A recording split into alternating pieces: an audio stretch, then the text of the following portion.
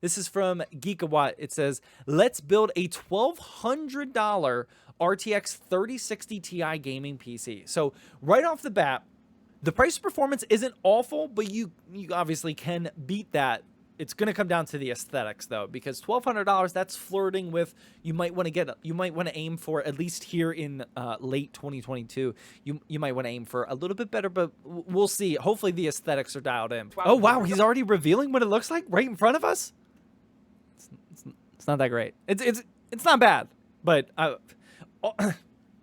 having all the parts be black and then just using RGB colors, it's a safe bet, but it's not the most aesthetically pleasing. I'll be walking you through all the components that make Oh, and there they are, 12600K. You get the SSD, an MSI, graphics card, XPG RAM. He's just revealing it all. Let's do this.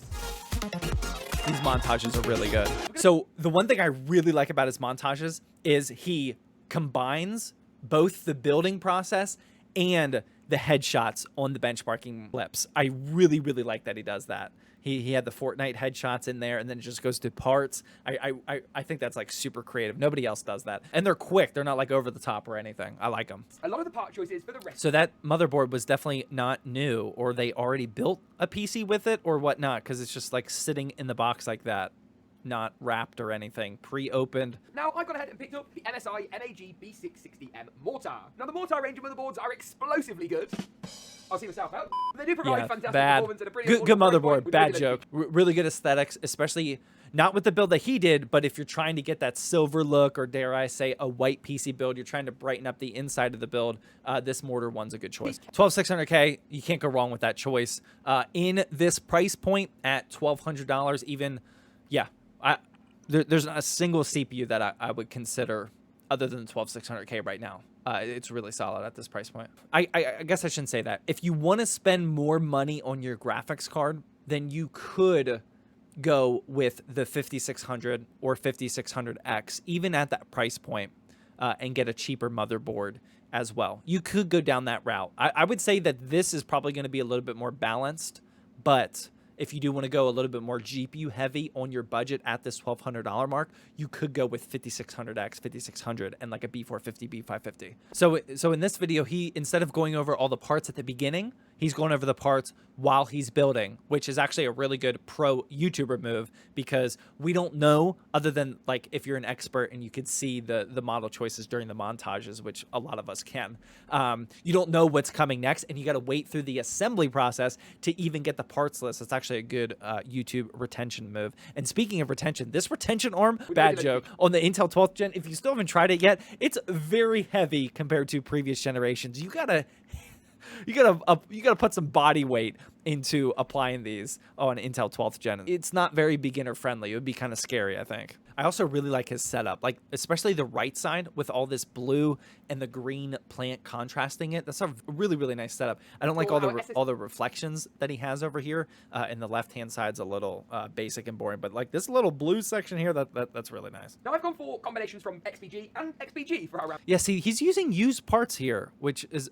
I don't know if he sells his builds. I'd be interested. I might have to ask him. I don't know if he sells his builds or he just disassembles all of his builds for his YouTube videos and then uses the parts again. But like you can tell, like all of these parts in this shot right now, other than the case, were significantly like beat up, like with these boxes and whatnot. They've definitely been previously opened. I already mentioned that with the motherboard. I'd be interested to know the answer to that, if he's like somehow using used parts, or this is what happens when you ship parts to the UK. I don't know, but he's most likely just reusing parts. These are really good B-roll shots, though. Really, really good. Oh, and then also his lower third action, all of his text animations and whatnot, that's something to be desired. I'm kind of in the way here. The way he displays text and whatnot, that is super, super clean. XPG, it's a weird color. It looks good. That RAM kit looks good from the top with the RGBs, although the RGB is like a weird, like white, like thick white diffuse. It's not like super bright. Okay, maybe I don't like the aesthetics of this one. just And different and colour the silver, that's sides, tough to and it'll match give it a because it's a gray compared to the silver on the mortar motherboard. That color scheme's clashing already. We actually need to go ahead and permanently remove one of our M.2 heatsinks. Now, I've just talked about how great this board is. I like it. I like it. Heatsinks to keep your drive cool, but our SSD today, the Spectrix S20G, not only has one built in, but has one built in with RGB. Yeah, oh, yes, he's showing like all I'm these, installing RGB M.2 all the specs and whatnot. That's really cool. You're gonna have to beat that. Now, this drive is available in a range of different capacities. Normally, I'd recommend a non. He's good at entertaining. I like his style. It's good. That's a good YouTuber style. With those steps in the bag, then it's more entertaining than I am. Now, this is MSI's Forge 100M.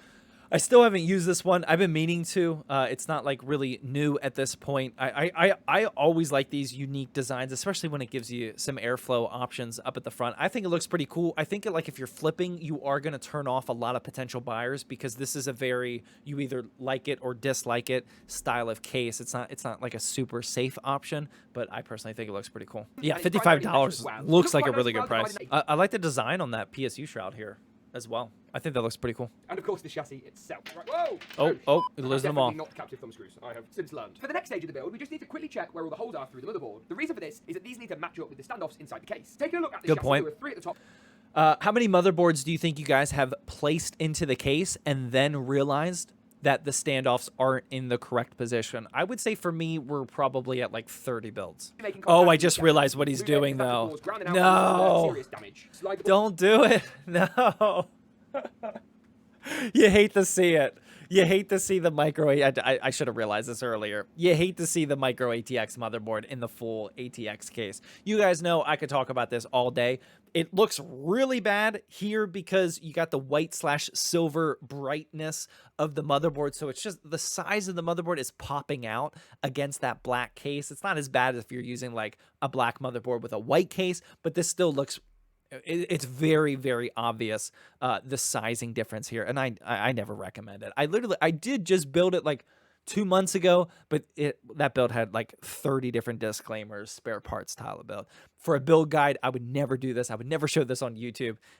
Definitely don't recommend the micro ATX motherboards in the ATX cases. He also didn't install anything for the CPU cooler now, which is a pretty bold move. I don't know what he's using, but even if you're using an AIO, I would highly recommend at least getting the bracket on there before you install it to the motherboard into the case, because some of these cases still aren't including a lot of room to get to that back panel, and like you're already just limiting yourself with the amount of room. I would definitely set up either as the whole CPU cooler if you can, or at least the bracket if you're using an AIO before that motherboard goes into the case. I don't like the order of operations here. I was torn between a budget air cooler like a Cooler Master Hyper 212 Evo or GeekaWhat's, come on, man. Even when you're talking about budgets, please don't recommend the 212. That advice is literally 8 years old, at least. That was a good choice 8 years ago. That's very, very outdated. Please do not recommend that. Clean cooler. This hasn't got RGB fans, but that's okay because we've already. But yeah, you should have installed that AIO bracket before the motherboard goes in the case. And you get IQ. You get a little bit of customization there. The cool thing about IQ that some people don't really think about is, this is going to be a super, super stupid term, and I might get some hate for it, but you're kind of future-proofing your aesthetics when you hop into IQ, because if you buy just something like this, one of the cheapest IQ products for your PC build, you're leaving yourself with some upgrade potential later on down the line for increasing your aesthetics to a top-tier level if you're just replacing like either black fans or different RGB products with Corsair's IQ software. That is a smart move. I don't hate that at all, just because IQ is super, super customizable, and their products they're expensive, but they're really high quality, especially like all the RGB stuff and whatnot, especially aesthetics. So if you want to future-proof your aesthetics, which I don't think I've ever said before, something like this isn't a terrible idea. Yeah, so he has enough room. He can do that right there. Not a huge deal, but I would have installed that bracket again and those thumb screws before putting the motherboard in. But he looks like he'll be okay. Yeah. See now this is the first shot where that motherboard looks like it's like it looks like it's just hanging on for dear life there. Like the gap at the bottom, because it's not an ATX motherboard, just looks so bad. You're not doing the justice for the motherboard, the case, just the entire build. This is why you don't want to do something like that. RTX 3060 Ti, baby. Oh, 430. That's a good price for it. That's not a bad price for a new 3060 Ti. Okay. The 3060 Ti is unbeatable when it comes to other cards on the market. You name me in the comments below a card better I wouldn't say it's unbeatable, but yeah. than the 3060 Ti, and I will gift you this PC. Only if your suggestion is correct. AMD 6650 XT, nowhere near as good. 6750 XT, more expensive. This thing is awesome. 1440p. It also, of course, supports ray tracing, something that might be useful for certain titles. Perhaps more useful is, of course, support for NVIDIA DLSS. That's a valid point. Valid point. AMD's climbing, but DLSS is still top tier. Yeah, the pricing of the 6700 XT. Oh my goodness. The recent pricing of the 6700 XT is just like, oh my god, every build of the last like 6 months. What was I doing? It's dropped so far. It's wild. Wow, those graphics look really good. Amazon down. Right then, so if we go ahead and slide the GPU in, that's a beefy, really nice. Beefy graphics card. It looks a little awkward there, just hanging there, especially on the micro ATX motherboard. And also not making a micro ATX motherboard look too small. So then. Oh my goodness, the timing on that is wild. To be honest, now this right here is Cooler Master's MWE 650 Gold V2. Gold V2. What are we looking at here on the PSU tier list? Tier A. Okay, got it. Yeah, good power supply. $100 is a lot of money for your power supply budget. In a build like this, you definitely could have shaved off a little bit there. Get tier B, maybe even a good deal on a tier A unit, and then spend more of that money for performance elsewhere. That's not a great balance of budget, but it's fine. It's fine. Oh, I like how he did that. We'll pop a diagram on your Makes screen it now easy to to make look this at. Yeah, so the aesthetics, they are not dialed in. For $1,200, you guys know that we the ZTT community and myself, we can build some multiple tiers higher on the aesthetic game. I would have loved to see some sort of cable extension on here. I also don't like the combination this much of all RGB in the front and then no RGB in the top/the back.